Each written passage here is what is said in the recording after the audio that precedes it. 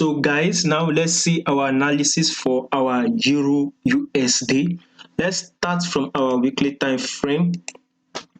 As we can see, our price has actually been falling and it has broken below this our key level here, which you can see here. It has broken below it now. And what are we going to be expecting is actually a pullback we will be expecting, right? We've actually broken below it and we are actually waiting for a pullback on our weekly time frame.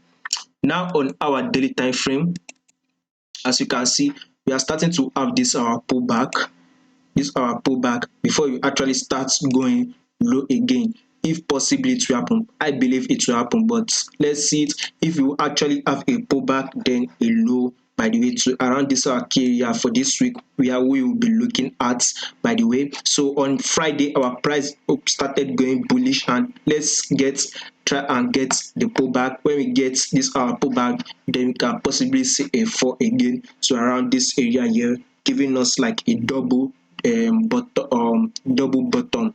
Now let's see it on our index. By the way, on our daily time frame, we can see that our index has actually been going bullish, and we can see this is actually a key level here. We can see our price got it and dropped.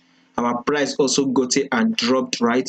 And our price has actually gotten here. We can see this as a little bit, will I say, a false breakout, or anyhow, anyhow you want to take it, but we are actually having a drop. So as we are having the drop, we will be expecting to have this our drop around here. We see this key level area here, which will be around 1.1814. Right now we are currently at 1.1929. So let's see if we can have a drop, then we can consider continue going bullish if it is an uptrend. But if it is not, then possibly we might get this our resistance here, get our resistance level again before you can see a drop or a continue bullish move. That is if it is an uptrend move. So as we are having a pullback on our index DXY, we should be seeing that bullish move we are expecting on this our euro to our USD. So when we get our bullish move, we should be seeing a drop.